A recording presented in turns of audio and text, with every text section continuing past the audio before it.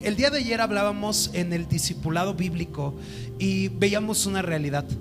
Cuando tú das un paso hacia Dios, el enemigo se va a encargar de que des 3 de regreso.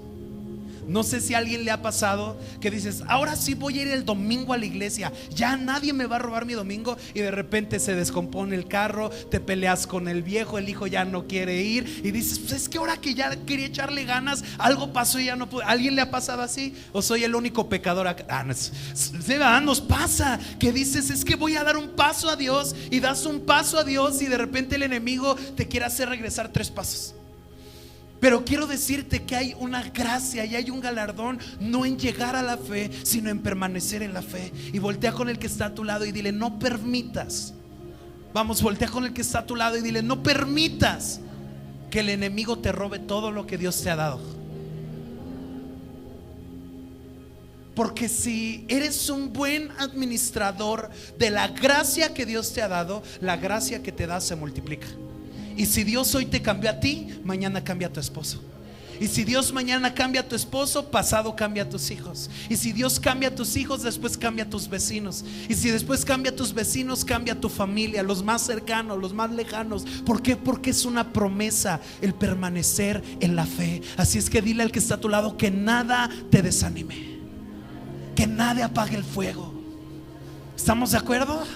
Amén, gloria a Dios. Y en la semana pasé un tiempo de oración porque se me acercaba un hermano y me decía: pastor, tuve un sueño.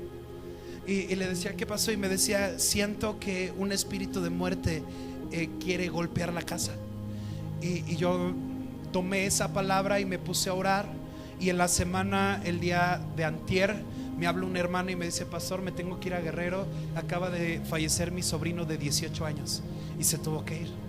Y ayer me habló otro hermano y me dice: pastor, acaba de fallecer mi abuelita, vivía conmigo, dice, entonces voy a estar en todos los trámites y voy a estar con ello. Yo le decía: hermano, no te preocupes, estamos orando por ti, hemos estado hablando. Pero hemos visto cómo ha venido el enemigo a querer hacer mella en el corazón de la gente de esta iglesia. Y algo que logramos entender el día de ayer, los que vinimos a discipulado, es que el enemigo no está preocupado en atacar iglesias que ya le pertenecen. O sea, si tú no vives guerra, es porque no le interesas al diablo. Y si no le interesas al diablo, es porque ya le perteneces. ¿Alguien está acá?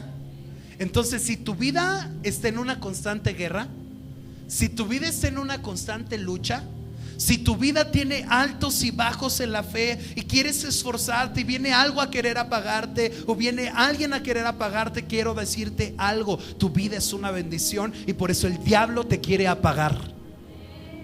¿Alguien está acá? Puedes ver iglesias que crecen en miembros y que llegan a tener 1,000, 2,000, 3,000 personas y parece que nada pasara, ¿verdad? No los ataca el diablo y no vienen caídas y no vienen tentaciones y se ven todos bien contentos. Pero quiero decirte que al diablo no le preocupan las iglesias grandes, sino le preocupan las iglesias relevantes. Y una iglesia relevante es la que se preocupa por alcanzar a los que aún están perdidos. Y quiero que entiendas algo, amada iglesia: de acuerdo del grado de la guerra que estés viviendo, será la gloria que va a venir. Así es que pregúntale al que está a tu lado: ¿tienes guerra? ¿Tienes luchas? Vamos, pregúntale. ¿Qué te dijo? Ahora dile: qué bueno, no sabes cómo me da gusto. Porque del grado de la lucha será la gloria que Dios manifiesta. Amén. Les comentaba ayer que mi papá, cada que viene guerra, mi papá también es pastor, y mi papá cada que viene guerra le dice al diablo: órale, échale más, con más ganas, échale que me duela, ¿verdad? Y un día le decía: papá, ¿por qué dices eso?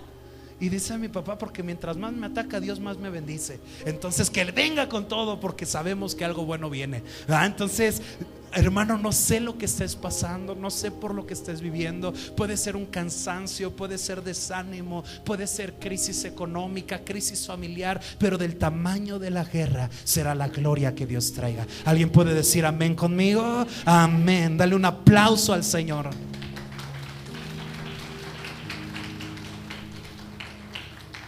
Y quiero entrar al tema del día de hoy. Va a ser una serie de enseñanzas que Dios va a dar, pero no quiero terminar sin hablarte algo que Dios me hizo sentir. El día, no me acuerdo si miércoles o jueves, estaba orando y en un tiempo de oración Dios me dio una visión. Sé cuando Dios está hablando. Y recuerdo que tuve una visión en donde veía a un grupo de personas que iba caminando en una hilera, yendo hacia un lugar, hacia una dirección, y de repente veía cómo salía un dragón, y ese dragón agarraba y comía la cabeza de algunos, no de todos, de algunos, ¡pah!, los devoraba. Y me dijo el Espíritu Santo: eso es algo que va a suceder si no oran. Y me metí con Dios y entendí un versículo que se encuentra en Colosenses que dice: entendiendo las maquinaciones del enemigo. ¿Qué son maquinaciones? Maquinaciones son pensamientos. Entonces el enemigo tiene pensamientos, pero tú puedes adelantarte a los pensamientos del enemigo. ¿Cómo? Entendiendo una estrategia, y es que el enemigo nunca se actualiza. El enemigo sigue utilizando las mismas herramientas y las mismas estrategias que utilizó hace más de 2000 años con los hijos de Dios hoy en día. Y entendiendo cómo él trabaja, entendemos cómo viene el ataque, cómo viene el golpe, cómo viene la necesidad. Y oraba y el Señor me decía: está por ser golpeado, si no es que ya está golpeando. Número 1, un espíritu de desánimo. Número 2, un espíritu de enemistad. Si me ayudan con el pequeño, por favor. Espíritu de desánimo, espíritu de enemistad, espíritu de confusión.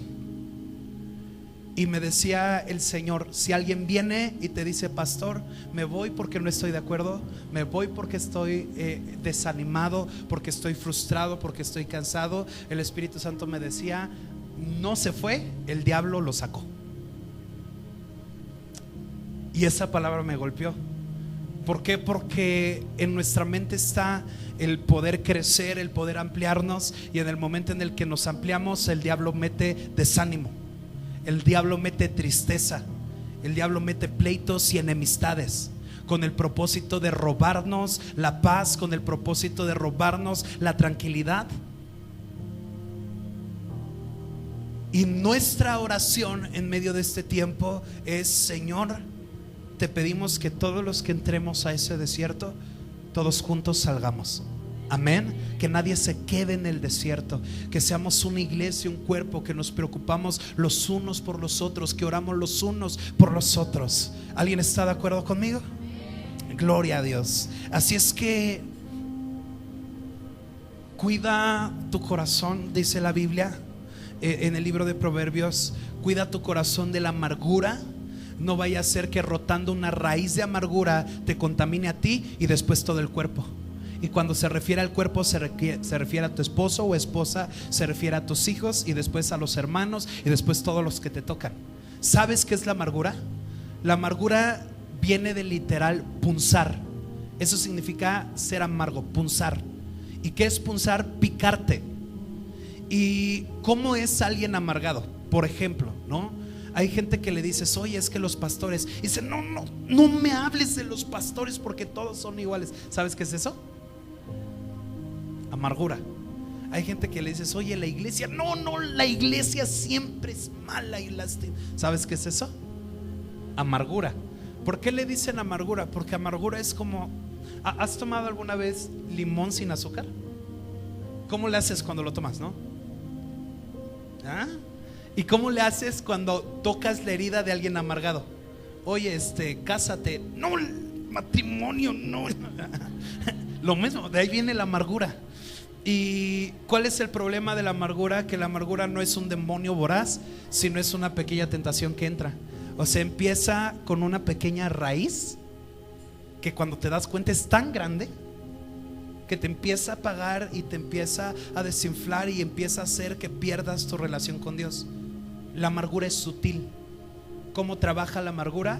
Empieza trayendo una pequeña herida de algo que te hicieron, algo que te dijeron, algo que te hablaron, y esa pequeña raíz empieza a hacerse cada vez más grande. Y si antes venías jueves, sábado y domingo, dices: pues ahora nada más voy sábado y domingo.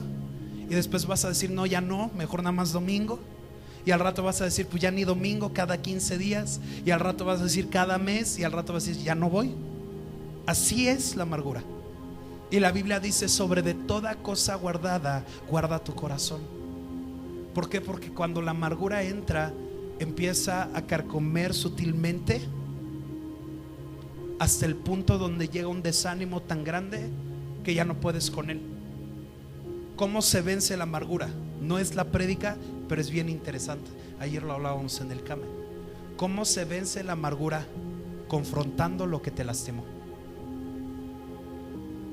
Tú nunca vas a vencer la amargura hasta que no confrontes aquello que te hirió. Por ejemplo, algunos están o tienen amargura con el servicio, ¿no? Porque un día serviste y te lastimaron, te dieron un lugar y después te lo quitaron, algo pasó y no diste fruto y entonces te recogieron del servicio y eso lastimó tu corazón. ¿Cómo vas a vencer la amargura en ese lugar? Enfrentando volver a servir. Es que yo no quiero, pues no es de querer. Jesús no quería ir a la cruz y aún así fue. ¿Alguien está acá entendiendo? Entonces dile al que está a tu lado, cuida tu corazón. Cuida tu corazón. No vayas a hacer que brote una raíz de amargura. Y quiero entrar al tema del día de hoy. Para ser breve, quiero decirte que voy a estar predicando de esto, si Dios nos da gracia, al menos 1, 2 o 3 semanas. Y quiero que le pongas como título, familias conforme al corazón de Dios. Ponle como título a la enseñanza del día de hoy, familias conforme al corazón de Dios. Si no traes pluma y anotas en tu celular, nada más ponlo en modo avión, porque a veces te habla Dios y al mismo tiempo el WhatsApp, entonces que no te distraigan. Y si no traes libreta, pues pídele al que está a tu lado, dame una hojita y préstame una pluma, no seas gacho, porque te voy a hablar principios que te van a bendecir. ¿Cuántos quieren tener una familia conforme al corazón de Dios acá? Amén. Y quiero comenzar diciéndote una realidad. No es fácil encontrar un modelo de una buena familia. Es más, me atrevo a decir que no existe la familia perfecta. Cuando yo vivía con mis papás siendo pastores, algunos hermanos me decían, ay, es que a mí me gustaría que el pastor fuera mi papá. Y yo decía, no sabes lo que dices, ¿ah? ¿Por qué? Porque aunque puedas ver el reflejo de una familia perfecta, no existe familia perfecta. Quítate eso de la cabeza. No existe esposo perfecto, no existe esposa perfecta, no existen hijos perfectos, pero eso no es una excusa para hacer las cosas mal, porque aunque no soy perfecto, soy perfectible. Amén. Todos los días voy buscando siendo mejor, todos los días voy a buscar hacer las cosas cada vez mejor y hacer las cosas como la Biblia enseña, pero quiero que entiendas que no existe familia perfecta. Y ahí viene el punto y la importancia de aprender a ser agradecido con lo que ya Dios te dio. Porque hay personas aquí, no en China, ¿verdad? O el pobre chinito, ya los tengo todos atados, pero allá en China, que dices que, ay, ¿por qué no eres como la hermana? Vieras cómo ella se ve que cocina bien y se esfuerza y cuida a su esposo. No, amado, hasta que no aprendas a ser agradecido con lo que Dios te dio, lo que te dio no puede cambiar. ¿Alguien está acá? Y hay mujeres que dicen, ay, es que ¿por qué no me tocó uno como el pastor? No es cierto. Así tan guapo y barbón. No, habrá quien diga, ¿por qué no puede ser como fulanito o sutanito, que él trabaja mucho y le da bien gasto a su esposa? ¿Por qué no puede ser como él? ¿Y sabes cómo se llama eso? Ingratitud. Y si quieres que lo que Dios te dio crezca, tienes que aprender a agradecer lo que Dios te dio. Dios no prospera un lugar que no tiene gratitud. El día viernes estuve predicando en una casa de restauración y hablé acerca de la gratitud. Y le decía a los chicos que estaban en la casa de rehabilitación, aprendan a ser agradecidos. Porque a veces te predica el pastor y puedes decir, no me gustó su prédica, no me gustó su enseñanza, eso ya lo había escuchado. Y yo les decía, aprende a ser agradecido, porque no sabes cuánto tiempo oró por ese tema, no sabes cuánto se sacrificó y cuántas noches no durmió por hablarte un mensaje, para que con un corazón soberbio lo eches en tierra. Aprende a ser agradecido. Y le decía a los muchachos que estaban ahí: quieren crecer, quieren salir restaurados, quieren salir bien, agradezcan lo que Dios les dio.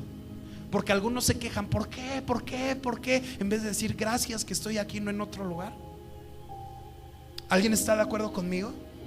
Entonces lo que cubres con un manto de gratitud florece. ¿Quieres que tu matrimonio florezca? Sea agradecido. ¿Quieres que tu relación con tus hijos florezca? Sea agradecido. ¿Quieres que tu relación con tus padres florezca? Sé agradecido. Así es que quiero que entiendas que no existe la familia perfecta. Incluso puedes ver familias en la Biblia que fracasaron. Puedes ver familias en la Biblia en donde el padre no hizo bien las cosas, en donde la madre no hizo bien las cosas, en donde los hijos no hicieron bien las cosas. Pero el día de hoy te quiero hablar de familias que honraron a Dios. Puedes ver una familia como la de David, que dice la Biblia que David terminó siendo un adúltero y teniendo más de 3 esposas, teniendo como 5 hijos y su hijo primogénito queriendo matar a David. Y ciertamente David era un siervo de Dios, ciertamente David amaba a Dios, pero no tenía la mejor familia. Puedes ver una familia como la de Noé, que dice la Biblia que un día se le fueron las cabras y se emborrachó, y su hijo menor empezó a burlarse de él y empezó a difamarle diciendo: ¿a poco ese es el siervo de Dios? Y eso hizo de una familia perfecta una familia imperfecta. Pero estudiando la palabra me di cuenta que en el libro de Lucas nos habla de 5 familias que tienen que ser un ejemplo para nosotros. Y aunque hoy no tengo el tiempo de darte las 5 familias, quiero darte una de esas familias. ¿Estamos de acuerdo? Así es que ponle como título a la enseñanza del día de hoy: familias conforme al corazón de Dios. Y si quieres ponerle un subtítulo, va a llevar el subtítulo: el modelo del hogar según la Biblia. Ya que tu base para enseñar, tu base para corregir, se basa en el modelo de tus padres. O sea, tú eres un reflejo de lo que tus padres son. ¿Alguien está de acuerdo conmigo? Y hay hijos que dicen: ay, es que yo no aguanto a mi papá. Eres igualito. La verdad, o sea, y si te cae gordo tu papá, tendrías que caerte gordo tú mismo, porque tú eres como él. ¿Cuál es el problema acá? Que a veces nuestro modelo de enseñanza es nuestro padre y no tuvimos el mejor padre. A veces el modelo de enseñanza es nuestra madre y no tuvimos la mejor madre. Y quiero enseñarte cuál es el modelo de enseñanza que la Biblia establece para poder ser un buen padre, para poder ser un buen esposo, para poder ser un buen hijo. ¿Estamos de acuerdo? Así es que quiero que vayas conmigo, por favor, al libro de Lucas, capítulo 1.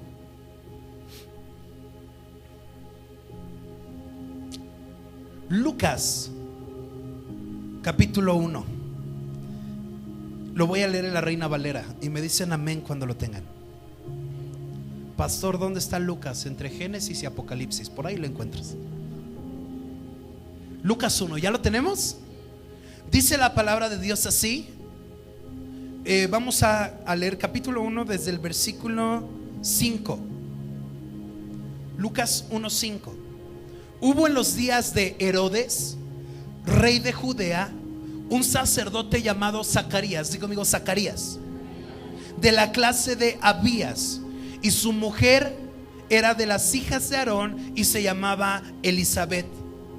Ambos eran justos delante de Dios y andaban irreprensibles en todos los mandamientos y ordenanzas del Señor. Pero no tenían hijos, porque Elisabet era estéril y ambos eran ya de edad avanzada. Hasta aquí me voy a quedar. Este versículo nos está hablando de 2 personas que forman una familia. La primera familia que te habla el libro de Lucas es Elisabet y Zacarías. Esta familia se formaba solamente de 2 personas y los 2 ya eran ancianos. Pero la Biblia enseña que Zacarías y Elisabet eran sacerdotes de la casa de Dios. O sea, Zacarías y Elizabeth vivían para servir a Dios, vivían para buscar su presencia, vivían para estar delante de Dios, trabajaban en la casa de Dios, amaban la presencia de Dios. Pero Zacarías y Elizabeth no podían tener hijos, y ellos no podían tener hijos porque Elizabeth era estéril. Y pudiera parecer que esta familia era una familia disfuncional, pero realmente era una familia que hacía bien las cosas, porque vas a encontrar en esta familia una serie de cualidades que tú y yo debemos de tener. ¿Cuál es la primer cualidad de esta familia? Tenían una fama positiva. ¿Cuál era la cualidad de Elizabeth y Zacarías? Que la gente hablaba bien de ellos, que la gente decía, es que es gente que ama a Dios, era gente ejemplar. Y yo quiero decirte que es importante que todo lo que escuchas domingo con domingo en esta iglesia lo vivas en tu casa. ¿Alguien está de acuerdo conmigo? Porque a veces decimos, ay, es que el domingo estuvo bien bonito, y la alabanza, qué padre estuvo esa canción, y el mensaje, uy, el mensaje padrísimo. Pero si no vives lo que vienes a aprender acá, en vano estás viviendo. Porque la iglesia es una escuela en donde vienes a aprender para ser mejor padre, para ser mejor hijo, para ser mejor esposa. La iglesia es una escuela que tiene que enseñarte a hacer las cosas como a Dios le gusta.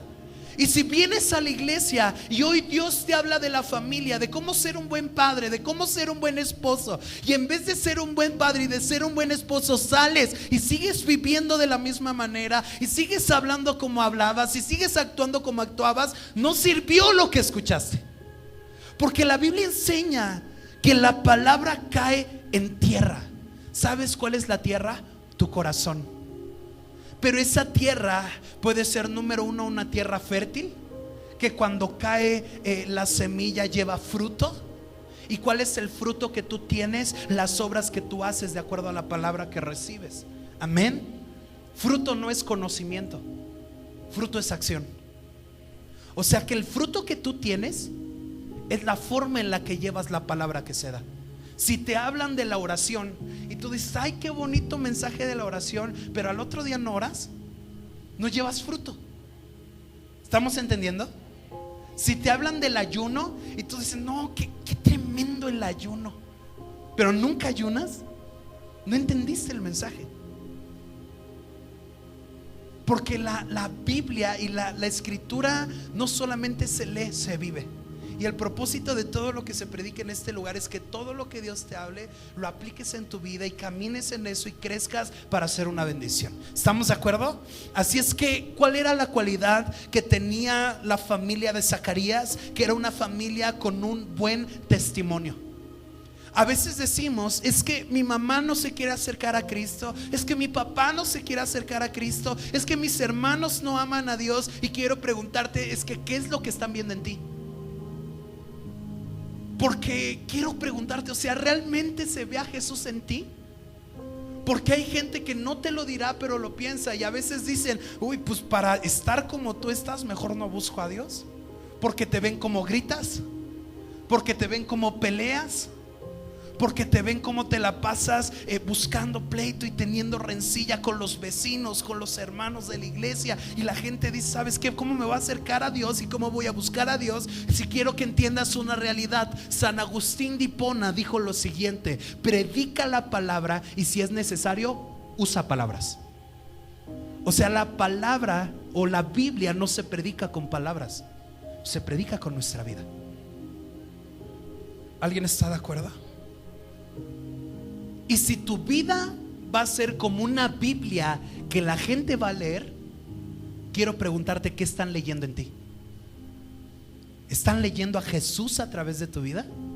¿O están leyendo los cuentos ahí de Memín Pingüino, qué sé yo? ¿Qué están leyendo en ti? ¿Cuál era la segunda cualidad que había en la familia de Zacarías? Que era una familia que se amaba no por lo que tenía, sino por lo que eran. Y hoy en día vemos familias egoístas, Familias en donde la esposa le exige de más al esposo y le dice: es que me das 500 y esos 500 no me alcanzan, yo quiero 1000. Trabaja el doble, no sé qué hagas, haz horas extras, pero yo necesito más dinero. Sabes que eres mujer, discúlpame, no quiero hablarte así, pero eres un egoísta.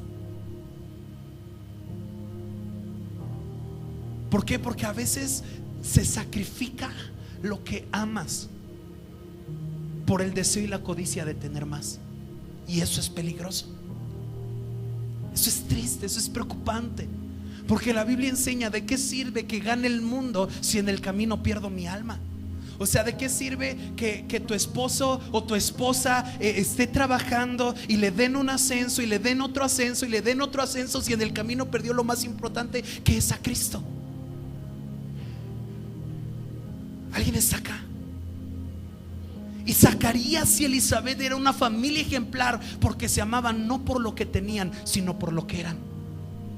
Porque aunque Dios no le había dado un hijo a Zacarías, Zacarías no dijo: pues si no me lo das tú, voy con alguien que me lo dé. Zacarías le dijo a Elizabeth: yo te amo y no importa que no tengamos hijos, porque yo te amo a ti. Y un matrimonio que realmente refleja a Jesús no se basa en lo que tiene, porque el amor permanece. Puedes tener mucho, puedes tener nada, pero de todos modos amas. ¿Alguien está de acuerdo conmigo? Eso muestra la cualidad y la calidad de un matrimonio. Que si amaste aún cuando no tenía nada, vas a seguir amando cuando lo tenga todo. Y si amas con un corazón genuino, no importa que lo vuelva a perder, lo vas a seguir amando. ¿Sabes qué es eso? El amor de un matrimonio ejemplar. Porque a veces ponemos palabras o decimos: ¿sabes qué? Cuando hacen los votos nupciales, hay algunos que están ya en camino a casarse acá y algunos van a decir: voy a estar contigo en las buenas, pero si hay malas ya no, olvídate, O sea, porque para estar sufriendo mejor no. Voy a estar contigo en la salud, pero si te enfermas, no, yo no cambio pañales. Voy a estar contigo en la riqueza, pero si te va mal, no cuentes conmigo. Bueno, pues ¿qué reflejo de amor es ese? La familia de Zacarías era una familia ejemplar. ¿Sabes por qué era ejemplar? Porque se amaban no por lo que Dios les había dado, se amaban porque Dios estaba con ellos. Entonces, si tú te basas en lo que tienes para amar a tu prójimo, te equivocaste. Te equivocaste. Hay gente que dice: es que necesito dinero para ir a la iglesia. ¿Quién te dijo esa barbaridad? Yo vengo a la iglesia porque lo amo, tenga o no tenga. ¿Alguien está acá? Alguien dice, y hay jóvenes que piensan así: es que voy a hacer harto dinero para entonces casarme. Mira, no te vas a casar. Porque si te esperas a tenerlo todo para casarte, quiero decirte que estás en un problema. No hay nada mejor que empezar de cero. No hay nada mejor que empezar sin tener nada y juntos construir un futuro. Porque sabes que si de la nada Dios te levantó, no importa que regresaras a esa nada, vas a seguir amando y vas a seguir fiel y vas a permanecer. ¿Alguien está de acuerdo conmigo? Amén, gloria a Dios. Entonces fíjate lo que la Biblia dice de Zacarías, versículo 5. Hubo en los días de Herodes, rey de Judea, un sacerdote llamado Zacarías. Tercer cualidad: Zacarías servía a Dios. Familia cuyo centro no es Cristo no tiene paz. Hay veces que dice el esposo: es que mi esposa no platica conmigo. Y la esposa dice: es que mi esposo no platica conmigo. Y los hijos dicen: es que no me interesa lo que me dice mi papá. Y los papás: es que no puedo hablar con mi hijo. ¿Sabes por qué no sucede eso? Porque tenemos idiomas diferentes. Pastor, todos hablamos español, sí, pero hablan las diferentes cosas. El papá habla del trabajo, la mamá habla de los quehaceres, los hijos hablan de la escuela, cuando todos tendrían que hablar de Jesús. ¿Alguien está de acuerdo conmigo? Cuando el centro de tu familia es Cristo, todo lo que hablas es bendición. Todo lo que hablas es palabra. Todo lo que hablas es vida. Entonces tienes que aprender a unirte con tu familia en el yugo correcto. Y el yugo correcto es todos juntos y nosotros para Cristo y Cristo para nosotros. Esa es la promesa. Amén. Dice: hubo en los días de Herodes, el rey de Judea, un sacerdote llamado Zacarías, de la clase de Abías, y su mujer era de las hijas de Aarón y se llamaba Elizabeth. Y ambos eran justos delante de Dios y andaban irreprensiblemente en todos los mandamientos y ordenanzas del Señor. ¡Wow! Imagínate. Quiero preguntarte esto: ¿quién escribió la Biblia? Más bien, ¿quién inspiró la Biblia? ¿Quién? Dios. Digo conmigo, Dios. Aunque un hombre la escribió, Dios la inspiró. Y cuando la Biblia habla de Zacarías, dice: y ambos eran justos delante de Dios y andaban irreprensibles en todos sus mandamientos y en todas las ordenanzas del Señor. Y si Dios inspiró la Biblia y Lucas la escribió, ¿sabes qué es lo que habló ahí? La opinión de Dios respecto a Zacarías. O sea, ¿sabes qué decía Dios cuando veía a Zacarías?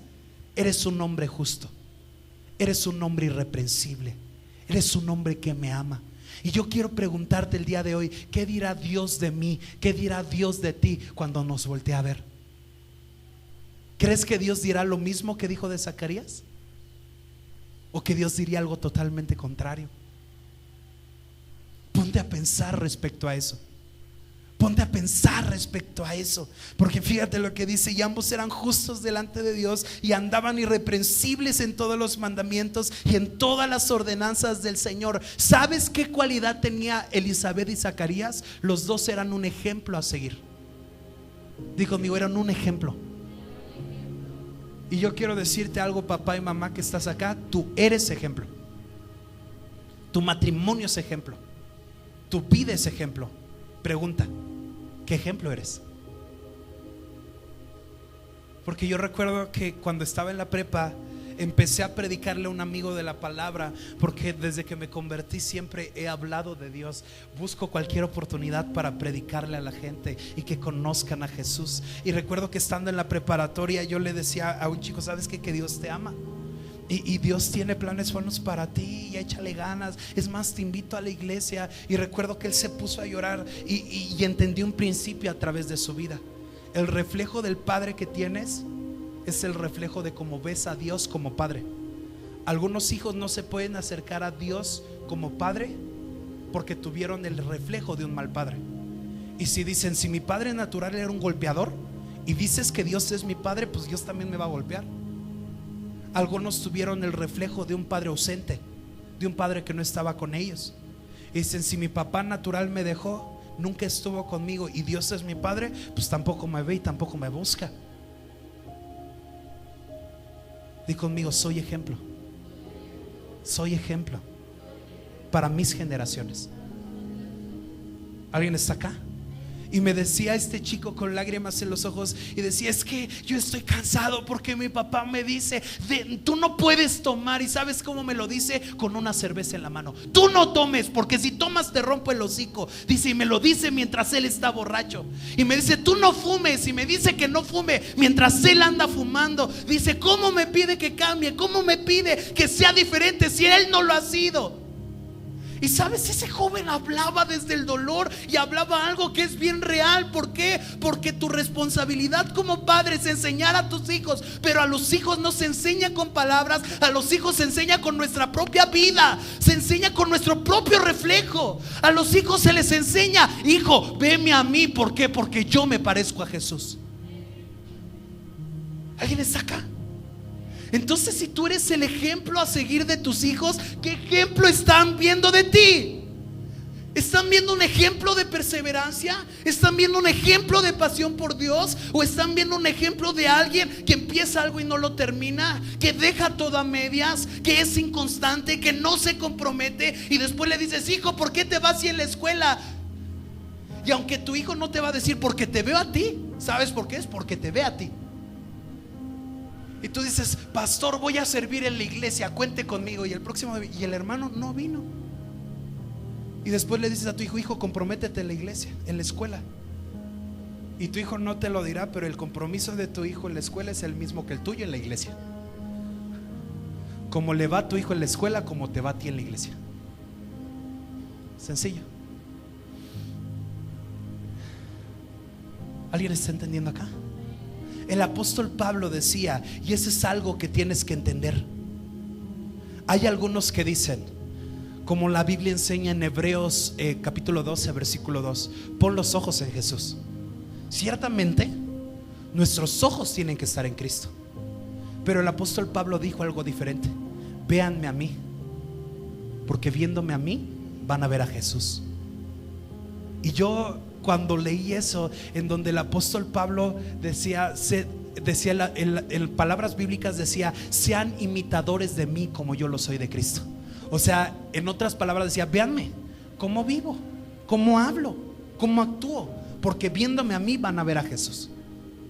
¿Te imaginas eso? Y cuando yo leí eso, yo decía: ¿yo le podré decir lo mismo a mis hijos cuando tenga hijos? Yo le podré decir a mi hijo: hijo, veme, porque viéndome a mí vas a ver a Jesús, porque yo hablo como Jesús, camino como Jesús, vivo como Jesús.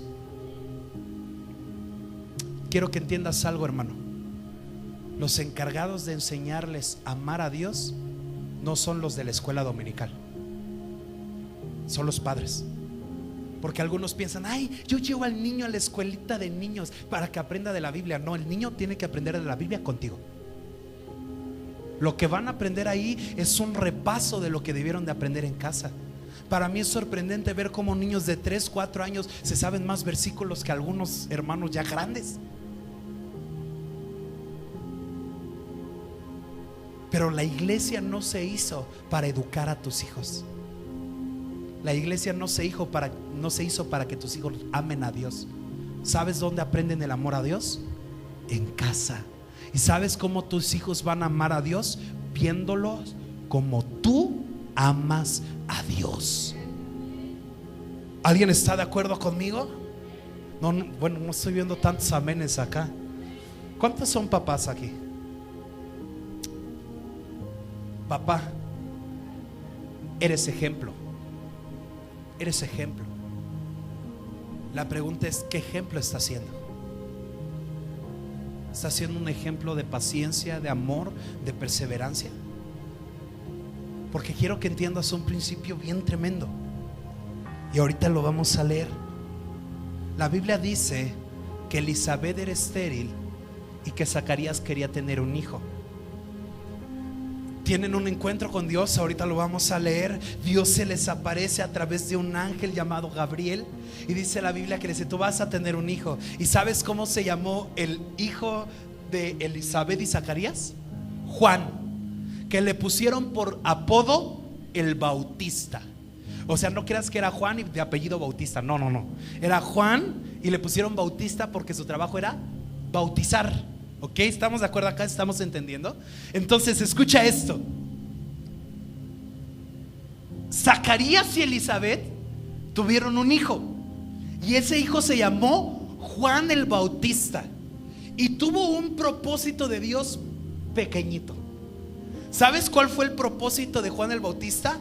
Número 1, hacer volver el corazón de los padres a los hijos, porque en él se cumplió la profecía de Joel y la profecía de Malaquías. Pero el propósito más ligero que tuvo, ¿sabes cuál fue? Preparar la venida del Mesías. O sea, ¿me estás agarrando esa? ¿Sabes cuál fue el propósito del hijo de Zacarías? Preparar la tierra para que viniera el Salvador del mundo. ¡Qué llamado tan glorioso! ¡Qué llamado tan sobrenatural! Pero quiero que entiendas algo, amado hermano. Tú nunca vas a tener como hijo un Juan el Bautista sin antes ser un Zacarías y una Elizabeth.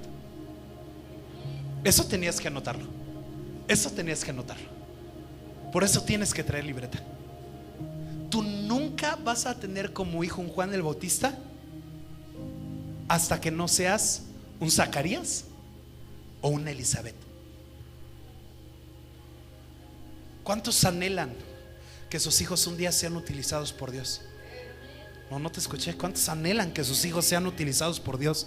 ¿Cuántos anhelan que sus hijos hagan algo grande para Dios? ¿Alguien lo anhela? No estoy viendo tantas manos. Eso sería preocupante. O sea, perdóname, en el amor de Cristo te lo digo, sería preocupante que solamente quieras que tu hijo sea un profesionista. Error. Porque dice T.B. Jakes: si haces de tu hijo un profesionista pero no ama a Dios, fracasaste como padre. O sea que Dios no te llamó a ser hijos profesionistas, aunque si los puedes llevar hasta una carrera, una maestría o un doctorado, gloria a Dios. El estudio le va a abrir muchas puertas. Pero quiero decirte algo: hay una gran diferencia entre conocimiento y sabiduría. Conocimiento lo da el estudio, sabiduría lo da Dios. Te lo voy a repetir. Conocimiento lo da el estudio, pero sabiduría la da Dios. Y hoy en día la tierra está llena de licenciados, abogados, doctores, maestros que tienen mucho conocimiento, pero muy poca sabiduría. Tienen mucho dinero, pero un matrimonio destruido. Tienen mucha posición, pero hijos perdiéndose en alcoholismo, en drogadicción, en vicios, en pleitos, en problemas. ¿Sabes por qué? Porque la preparación no te da lo que la búsqueda de Dios sí te puede dar. ¿Quieres buenos hijos? Que estudien, que se preparen. Yo siempre digo estudien, porque eso abre puertas. Yo nunca le voy a decir a un joven no dejes de estudiar. Yo siempre le voy a decir estudia, prepárate. Pero en el camino de tu preparación nunca te olvides de Dios, porque la universidad no te va a dar lo que Dios sí te puede dar. Así es que ¿cuántos quisieran tener un hijo como Juan el Bautista? ¿Cuántos están dispuestos a ser un Zacarías y un Elizabeth? Que permanecen, que son fieles. ¿Sabes qué es lo más tremendo? Que a Elizabeth ya se le había pasado el tiempo de tener hijos.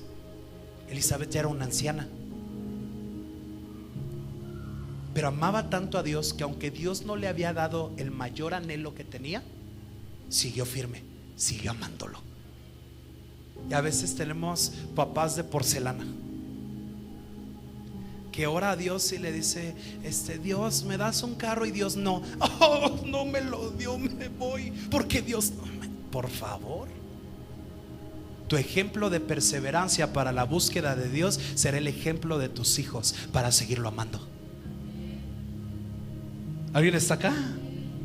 O sea, ahí te va esta, anótala. Padres sin visión crean hijos sin propósito. Padres sin carácter crean hijos sin propósito. Porque como un día le vas a decir a tu hijo, hijo, sigue en la iglesia, papá, me sacaron la lengua. No, hijo, no te importa, tú sirves a Dios, tú buscas a Dios. Cuando te ven a ti, ay, pastor, me voy porque me sacaron la lengua. Por favor, eres testimonio, eres ejemplo.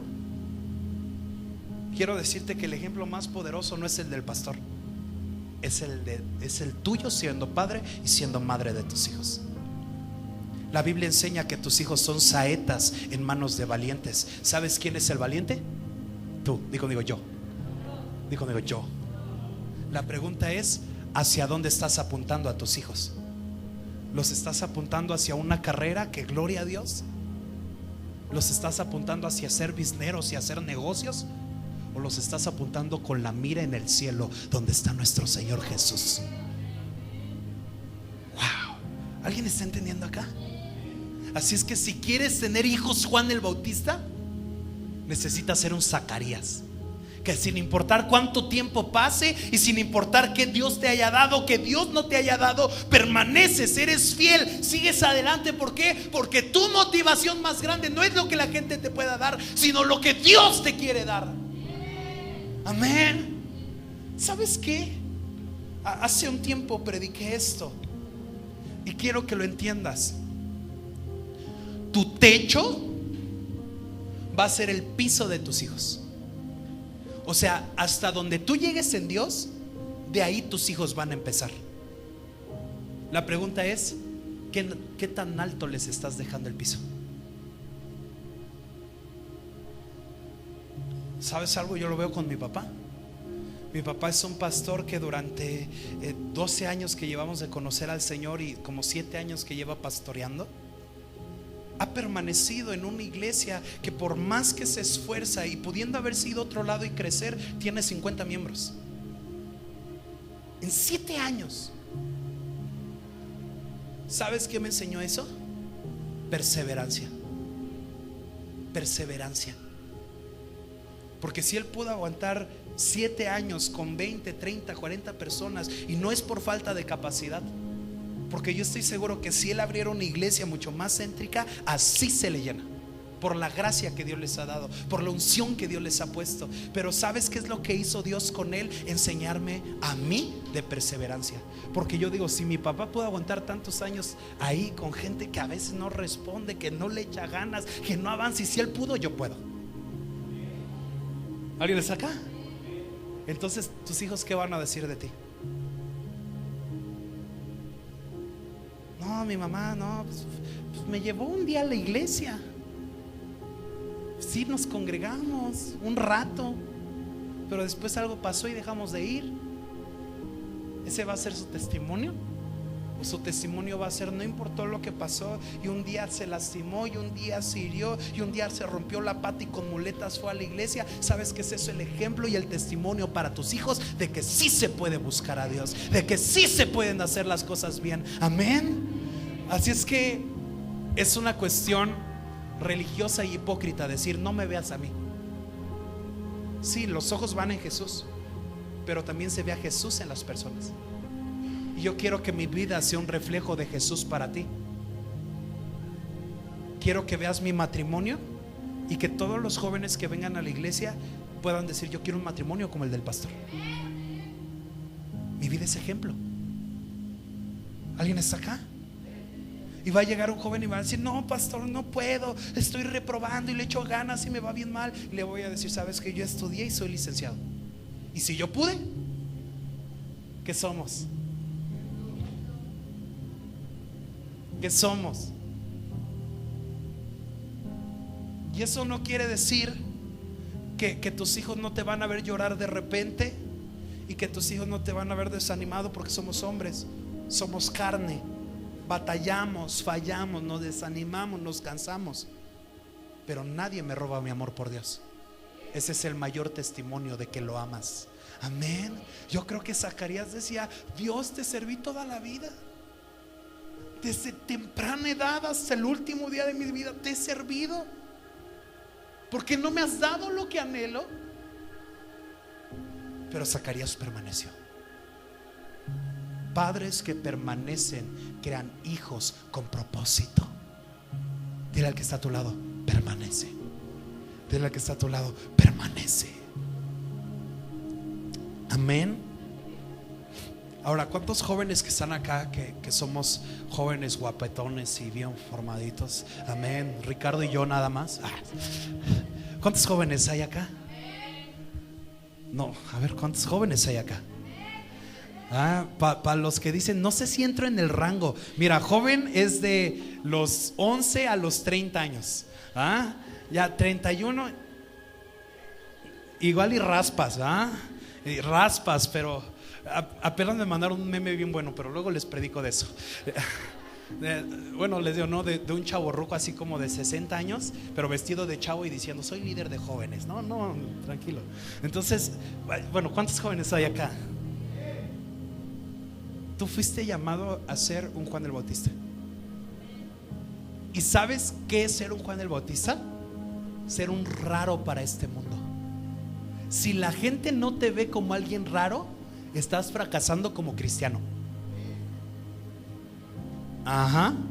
¿Sabes por qué? Porque Juan el Bautista era un raro. Era un raro para sus tiempos. La Biblia dice que Juan el Bautista se vestía raro. ¿Sabes cómo se vestía? Con pelo de animales. O sea, le quitaba el cuero a un animal y se lo ponía a él, y andaba ahí con su cuero, y dice la Biblia que él no comía cualquier cosa. Él solamente comía miel y comía pan sin levadura. Comía cosas muy específicas. Y la gente cuando lo veía, yo me imagino que Juan el Bautista siendo un niño, la gente dirá, mira qué niño tan raro.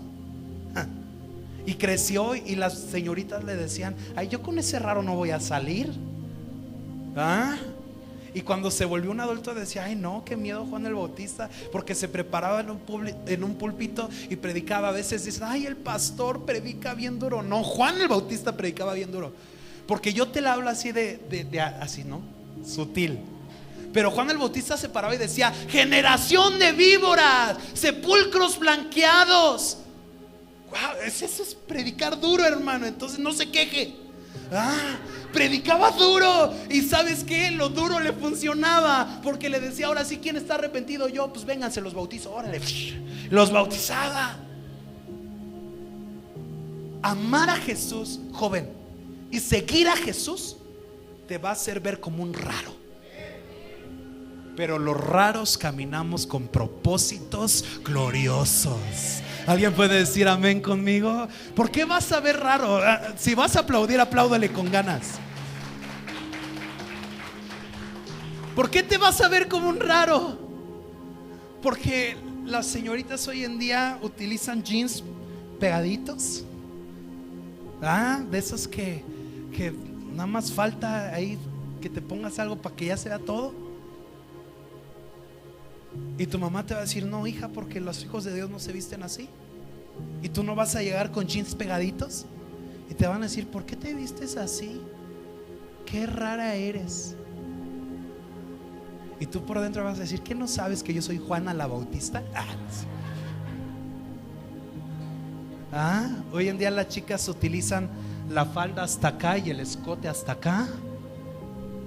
Y te van a decir: ¿y por qué tú no utilizas escote y tú no utilizas falda? ¿Por qué no utilizas medias así? ¿Por qué no te vistes así? Para el mundo vas a ser un raro, pero los raros tenemos un lugar especial delante de Dios. Y de repente te van a decir: ¿por qué no te juntas con nosotras y no vas a la fiesta? Ya pasó la fiesta de fulanita y de sutanita y de merenganita. Y tú le vas a decir: pues es que estaba en la iglesia, en el grupo de jóvenes. En el grupo de jóvenes, qué rara eres. Pero los que nos ven raros es porque sabemos que aunque nuestros pies están en la tierra, nuestro corazón está en el cielo. Amén. La Biblia enseña que la amistad con el mundo es enemistad con Dios. Yo no me quiero parecer al mundo, yo me quiero parecer a Jesús. ¿Cuántos jóvenes hay acá? Mientras más raro, más chido eres para Dios. Porque los cristianos vamos contra la corriente de este mundo. Este mundo dice: ten novia a los 12, 13 años, pierde tu virginidad a los 14, a los 15 años. ¿De qué te sirve esa cosa? Y nosotros decimos: no, yo me guardo hasta el matrimonio. ¿Y sabes cómo te va a decir la gente? Qué raro eres para ti, pero para Dios soy tan especial, soy tan único. De acuerdo al grado de tu consagración va a ser el tamaño de tu llamado. No le entendieron. No le entendieron esa. De acuerdo al grado de tu consagración será el tamaño de tu llamado. Ya quiere que me calle el del audio. Ya cállese, pastor, no diga eso, por favor. De acuerdo a la forma en la que te guardes, joven, señorita, va a ser el lugar donde un día Dios te va a utilizar. Va a ser difícil, claro, porque siempre es difícil ir contracorriente. Siempre es difícil hacer las cosas distintas a como el mundo las hace.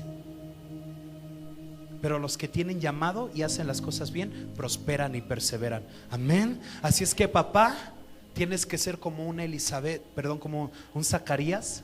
Mamá, tienes que ser como una Elizabeth para que tus hijos sean como un Juan el Bautista. ¿Alguien está de acuerdo conmigo? Ya no tengo tiempo para seguir, pero quiero terminar con esto, que es lo que te voy a hablar el próximo domingo. La primer familia que Lucas registra, que es un testimonio de lo que tendría que ser nuestra vida, es la familia ¿de quién? Zacarías y Elizabeth.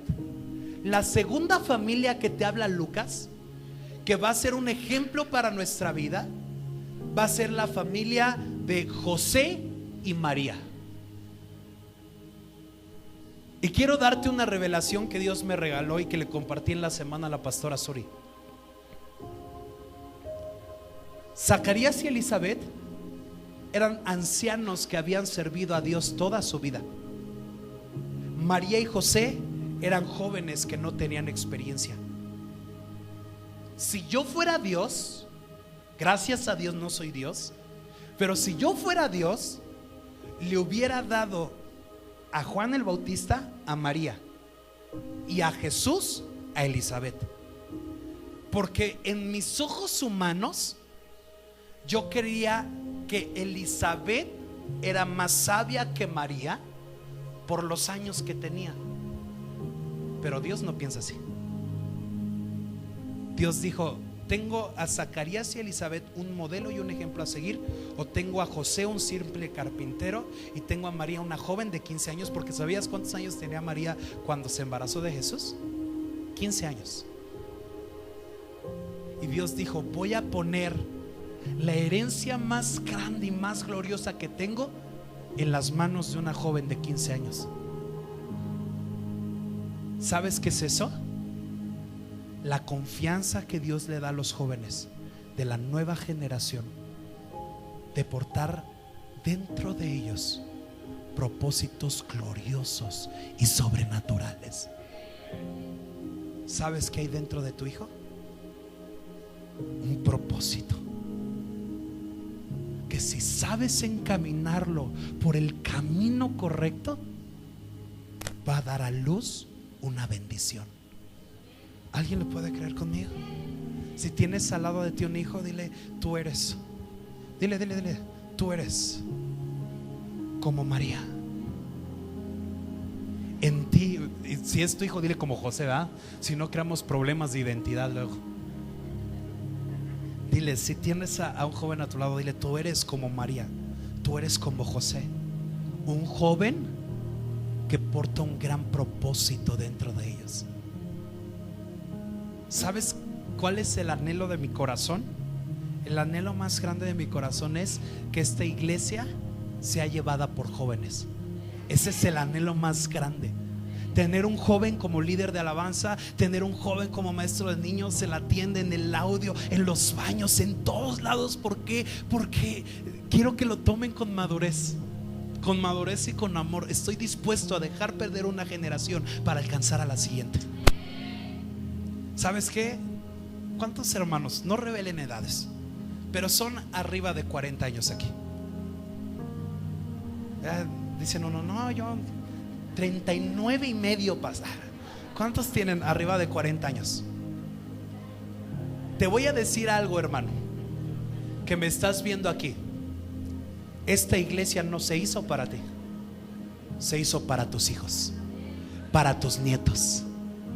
Yo me pregunto, ¿qué papá no desearía ver a sus hijos amando a Dios? Yo me pregunto, ¿qué abuelo no anhelaría a sus hijos o a sus nietos amando a Dios? ¿Sabes qué hacemos en toda esta iglesia? Trabajar por tus hijos, trabajar por tus nietos. Ayer estábamos en el grupo de jóvenes, fuimos como 22 jóvenes y damos gloria a Dios porque los jóvenes siguen creciendo en amigos del Espíritu, y se pusieron a jugar ahí un juego y yo los veía divirtiéndose y risa, y después la prédica y la alabanza, y ahí medio queriendo ya saltar porque al principio estaban, y yo decía: ¿por qué el niño se pondrá así en la alabanza? Y ve el domingo al papá.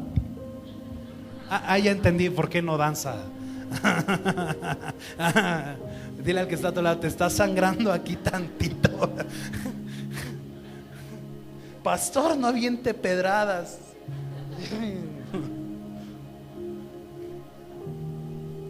Pero es cierto, no lo había notado, pero sí es cierto. Yo decía: ¿por qué me cuestan tanto trabajo los jóvenes?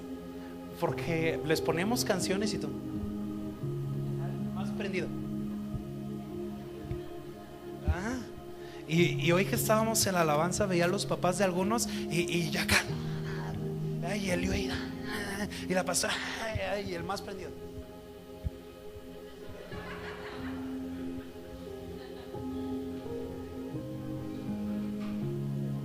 ¿Sabes qué eres?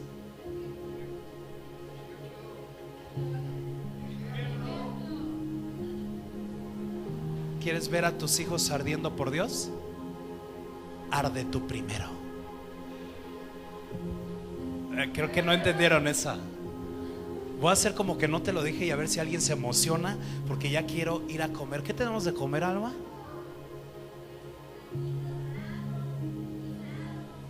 Ya quiero tacos dorados y guisados, ¿verdad? Me dijo sirloin y arrachera. ¿Y qué más había? Tibón también. Tibón, sí. Ya me llegó el olor hasta acá. Ya no sé qué estaba diciendo. Ya me acordé que iba a repetir. Ya me acordé, sí, cierto. Van a hacer como que se emocionan y grabas para allá para que vean que sí se emocionan los hermanos. Yo no predico, pero cómo me divierto, ¿sabes? ¿Está lista? ¿Listos? Uno que otro aviente su Biblia así, amén, y todo, para que se vea así chido. Si quieres que tus hijos ardan por Dios, tienes que arder tú primero.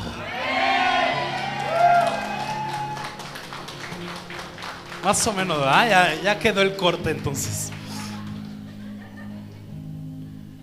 El amor por Dios no se enciende, se comparte. ¿Sabes por qué amé a Dios? Porque un día vi el amor de mi papá y su amor me contagió. Soy lo que soy por la gloria de Dios y porque ellos fueron los que fueron. ¿Cómo creas hijos, Juan el Bautista? Teniendo una simiente y una perseverancia en Dios como la tuvo Zacarías. Pastor, es que me voy de la iglesia porque no he visto nada de lo que Dios me prometió. Igual y no lo verás tú, pero tus hijos sí. No seas tan egoísta de quitarle la bendición a ellos. Ahí ya nadie dijo amén, ni nada la Biblia, ni nada, ¿verdad? Pastor, es que yo tengo problemas y no me siento cómodo. ¿Quién dijo que te tenías que sentir? La iglesia no se hizo para ti, se hizo para tus hijos. Ya me acordé que estaba diciendo. Veía a los jóvenes aquí en la iglesia, los sentamos, eran como 20 muchachos y se pusieron a jugar un juego que les enseñó la pastora Suri, que se llama Mafia, ¿no? Y le dice, uno se llama el pecado, el otro ¿qué era? Era el ángel, el pecado y el pastor.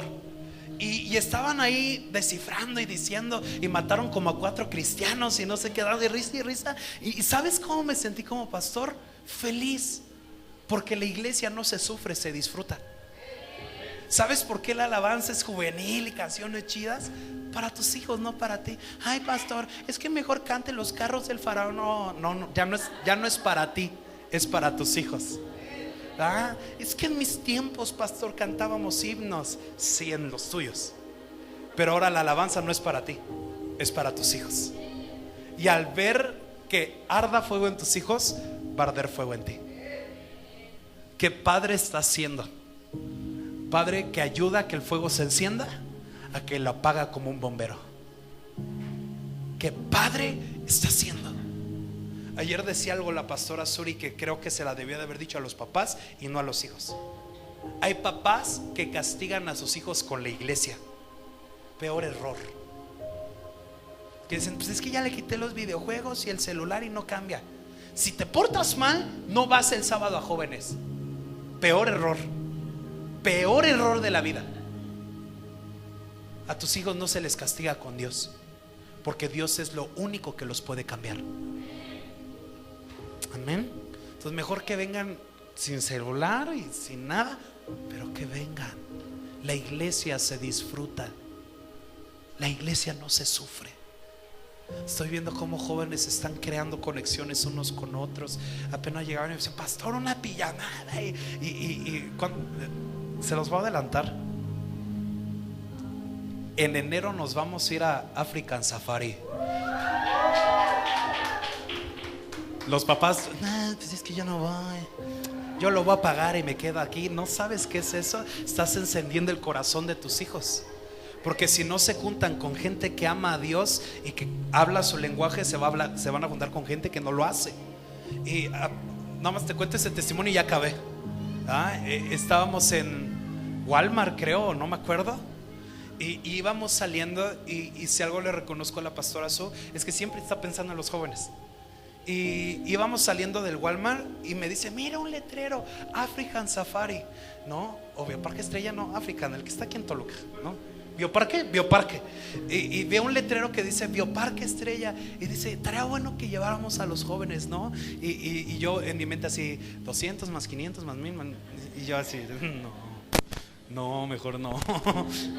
Y le digo, sí, ¿verdad? Y me dice, sí, estaría bien bueno que los llevemos y que se emocionen los muchachos. Y recuerdo que le digo, sí. Y ya íbamos saliendo y me grita un joven de Walmart, ¡ey, venga! Y yo dije, ching, que me robé. Entonces regreso y le digo, ¿qué tal? ¿Qué pasó? Y dice, vi que estaba viendo el letrero y la verdad es que tengo como 40 boletos al 2x1. A mí no me sirven, yo sé que usted sí. Y nos da los boletos.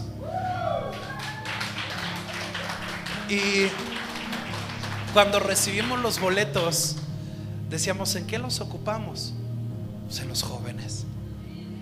¿Por qué? Porque queremos ver jóvenes que amen a Cristo, que amen a Jesús, que digan disfruto la iglesia. Y que un día tú digas, ay, no voy a ir el domingo, porque así son los papás aquí, no en otras iglesias. No voy a ir el domingo. Y que tu hijo te diga, tú no vayas, me voy solo y voy a orar por tu salvación, pecador. No, no es cierto.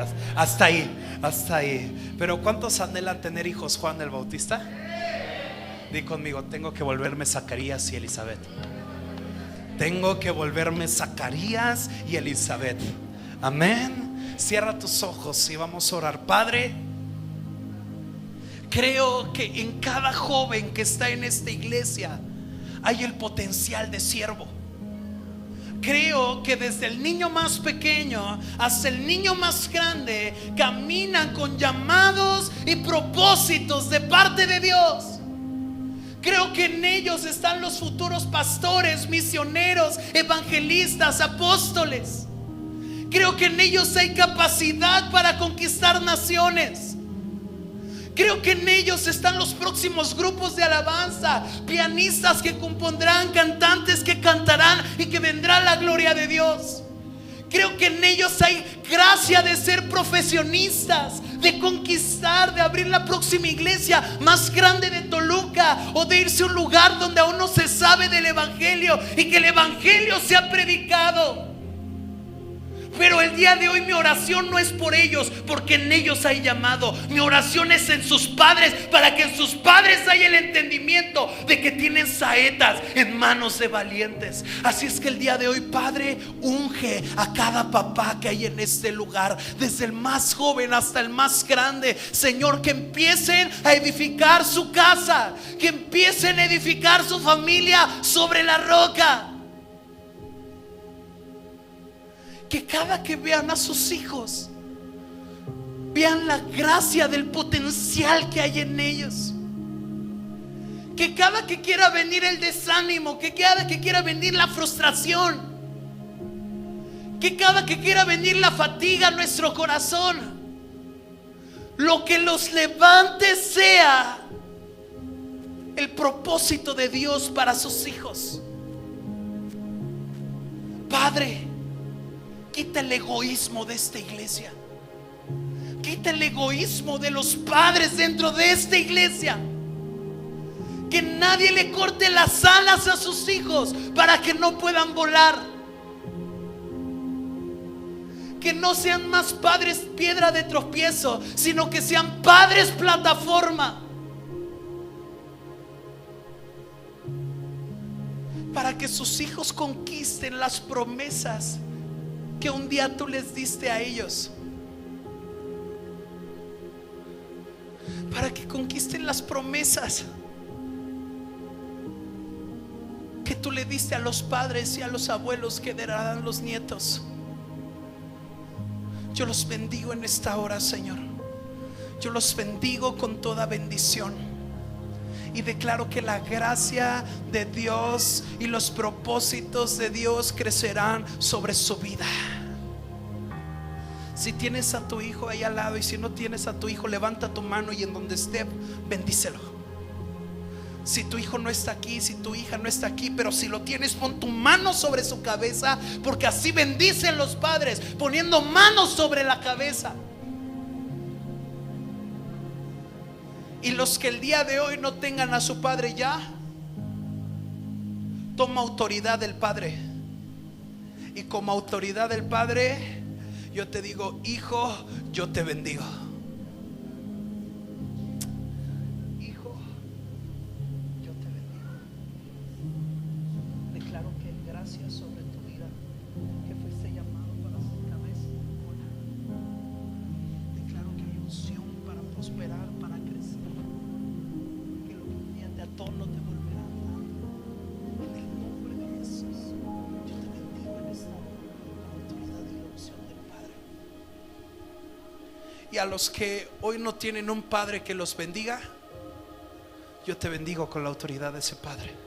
Si alguien dice, pastor, yo ya no tengo papá que me bendiga, levanta tu mano y quiero bendecirte. Padre, yo bendigo a los que hoy no tienen papá, que los bendiga. Yo los bendigo en el nombre de Jesús.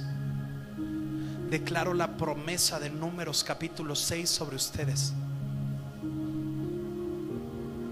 Declaro que el Señor te bendice y te levanta, que el Señor va delante de ti a donde quiera que tú vayas, que serás cabeza y no cola. Declaro en el nombre de Jesús que sobre ti hay propósitos, llamados, ministerios, talentos, dones. Te bendigo con la autoridad del Padre. Y si un padre es vencedor, el Hijo es más que vencedor. En el nombre de Jesús, amén. Dale un fuerte aplauso al Señor. Vamos con ganas. Gracias, Jesús. Gracias, Señor. Amén. Amén. Antes de ser despedidos y de terminar, llevas esa palabra en tu corazón. ¿Cuántos saben que eso venía de parte de Dios? Amén. Entonces di conmigo: lo atesoro, lo creo y lo viviré. Di conmigo: lo atesoro, lo creo y lo viviré. En el nombre de Jesús. Iglesia, les bendecimos.